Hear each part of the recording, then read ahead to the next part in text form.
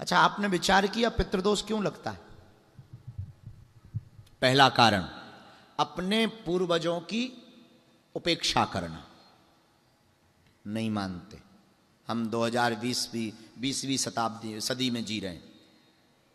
हम मॉडर्न जमाने के लोग, पढ़े लिखे लोग। हम कौवा पर, गौ माता पर, कुत्ता पे भरोसा नहीं करते।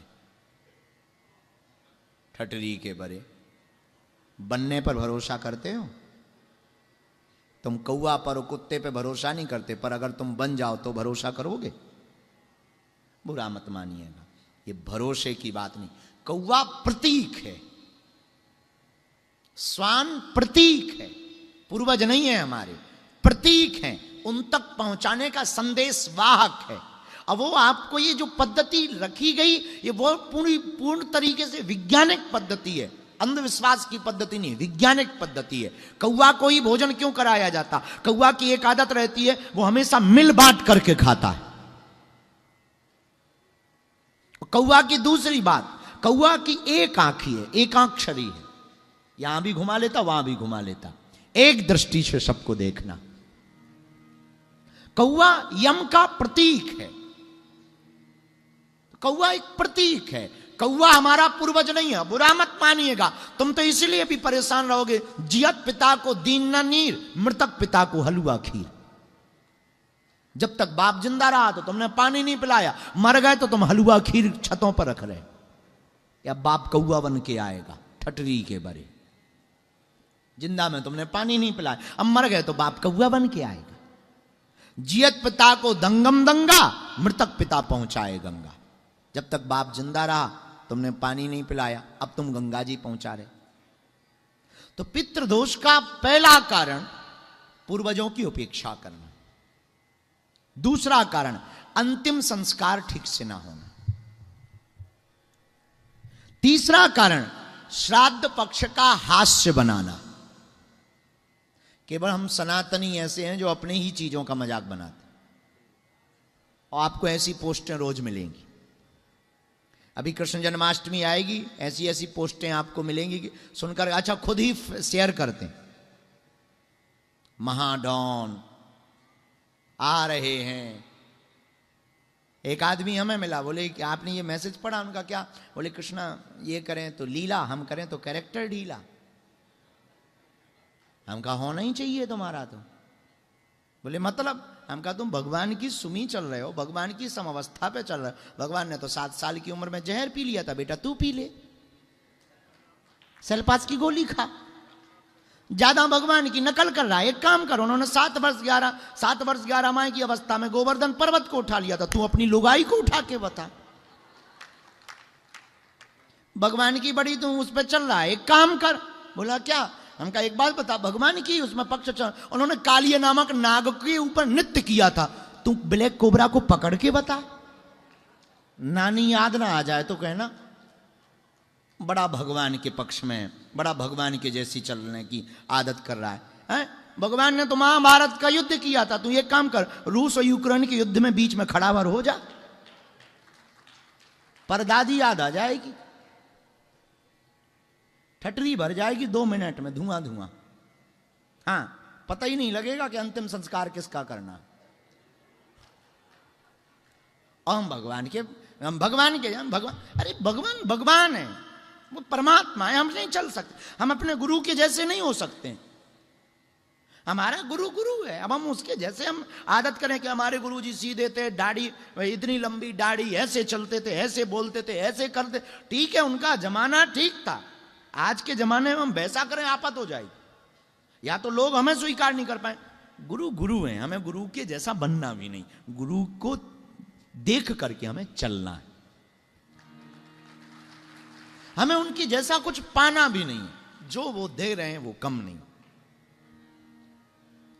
हम लोग इतने विचित्र लोग हैं, सनातनी केवल अपनी ही चीजों का मजाक बना, अपने संतों का मजाक, अपने तीर्थों का मजाक, मंदिरों का मजाक, पाखंड की दुकान, संतों का मजाक, ढोंगी पाखंडी। कभी तुमने किसी मुल्ला को नहीं देखा हो।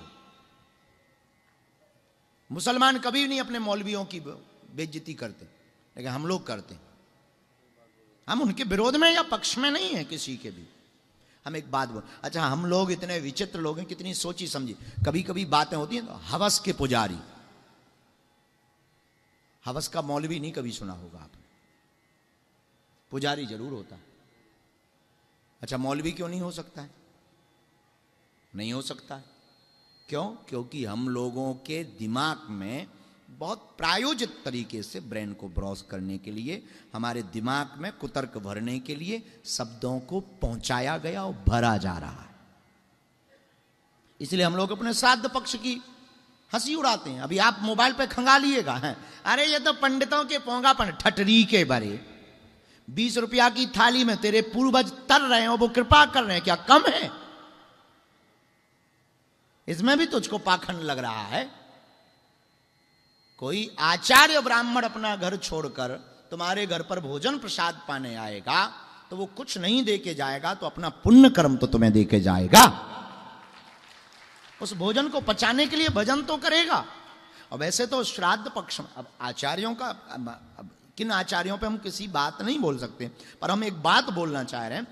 हमने ऐसा अपने गुरु से सुना है, जो आचार्य श्राद्ध पक्ष का भोजन करता है, 13वीं करवाता है, खोड़सी करवाता है, वह आचार्य गायत्री का उपासक होना चाहिए। और एक संख्या निर्धारित है, हम उतना तय नहीं बता सकते, कल बता देंगे, पर आज हम कह सकते हैं कि शायद 11,000 कुछ गायत्री जब जो ब्राह्मण करेगा वही ब्राह्मण श्राद्ध पक्ष के भोजन को पचा पाएगा।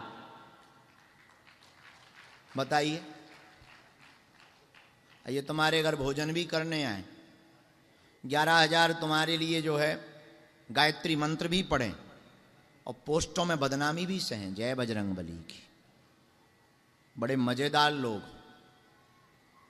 बुरा ना मानना, हम ब्राह्मणों के पक्ष में या विपक्ष में नहीं, हम जातिवाद के बिल्कुल भी पक्ष में नहीं हैं। हम सिर्फ हिंदुत्व के पक्ष में हैं, लेकिन हमारे पूर्वजों के जो संस्कार हैं उनको मानेंगे, बोलेंगे, उन पर खुद भी चलेंगे, और हम अपने मानने वाले लोगों से भी कहेंगे कि आप भी मानिए और खुलकर मानिए। जब प्यार किया तो डरना क्या। हाँ, झंझट खत्म। लोग क्या बोल रहे हैं ये उनका काम है, आप करो। तो पितृदोष लगने का पहला कारण पूर्वजों की उपेक्षा करना, दूसरा कारण अंतिम संस्कार में सम्मिलित ना होना। और कुछ लोग सम्मिलित होते, जैसे जेम्स भाई आए, ऑस्ट्रेलिया से आए हैं, ये हमको जब मिले तो फिजी इंडियन, तुम्हारा परिवार तो फिजी का ना, ये फिजी इंडियन जेम्स भाई, हमको ये मिले, बहुत अच्छी बात बोले। जरा आप बताइए, वो प्रश्न आपने हमको गाड़ी में बोला था, एक प्रश्न, खड़े हो, आपने एक प्रश्न बोला था ऑस्ट्रेलिया में, जब हम गाड़ी चला रहे थे, हमें ये बताना नहीं चाहिए, कोई गाड़ी चला रहा था, आप बता रहे थे, क्योंकि लाइसेंस नहीं था। गुरुजी, नहीं, हम पे लाइसेंस है, इस धोखे में मत रहना कोई आरटीआई लगा दे, अपन पे लाइसेंस है। हाँ, क्या प्रश्न था? गुरुजी, वो प्रश्न था, मृत्यु जब होता है तो 10वीं रोज और 13 रोज कब से गिनते? जो दिन से आग लगता है वो दिन से, कि जो दिन से प्राण छूटता है वो दिन से? जिस दिन अंतिम संस्कार होता, आग लगता है, उस दिन से दिन गिनना प्रारंभ होता है। धन्यवाद गुरुजी। लेकिन आपने एक प्रश्न और किया था कि कुछ गड़बड़ कर दिया था जी, अंतिम संस्कार में, क्या हुआ था? मेरा मृत्यु हुआ था। किसका? मेरा पिताजी का। तो हमने, पिताजी मेरा वो तो कर्मकांडी ब्राह्मण था, तो हमेशा वो जो रोज से आग लगता उसी दिन से गिनता था 13 रोज। और हम क्या किया, वो गलत हुआ, उससे पंडित जी से सबसे पूछे वहाँ कि जो दिन से आत्मा छूटती है वो दिन से गिनते हैं। गिनती। खैर ये कोई बहुत बड़ा दोष नहीं, पर उस दिन से गिनना चाहिए जिस दिन अंतिम संस्कार हो, आग लगे। जी। ये ऑस्ट्रेलिया से आए, भारत 2-3 बार ही आए हैं जी अपने जीवन में, क्योंकि इनके पूर्वज भारत से एग्रीमेंट के तहत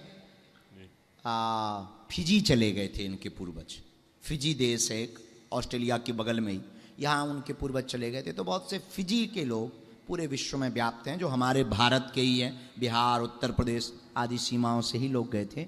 तो ये वहाँ के। एक बात और हम आपको बता दें कि पितृदोष लगने का एक कारण, विदेशों में, अब भारत में बड़ा अच्छा चलन है इसका। हम एक कोई सज्जन के यहाँ गए थे, अब कोई मुंडन नहीं होता है, थोड़ा नियम कर लेंगे, यहाँ पे कर लें, बस हो गए। शौक शान के इस समय में लोग आजकल भद्र होने से डरते। भद्र जानते हो? चिकमुंडी होना। ये देखो बैठे, बाल कटवाना, मुंडन करवाना, ये भी एक बहुत बड़ा दोष है। अगर हम पूर्वजों के कोई भी परिवार का ऐसा शांत हुआ और अगर मुंडन संस्कार नहीं करवाते हैं, दोष है, उसमें कोई संदेह नहीं। वैज्ञानिक दोष भी है और आध्यात्मिक दोष भी है। वैज्ञानिक तथ्य यह है कि जब किसी से परिवारजन का सौदाय होता, तो सौदाय के समय जब हम वहां खड़े होते हैं तो कुछ विषाणु हमारे बालों में चिपक जाते हैं।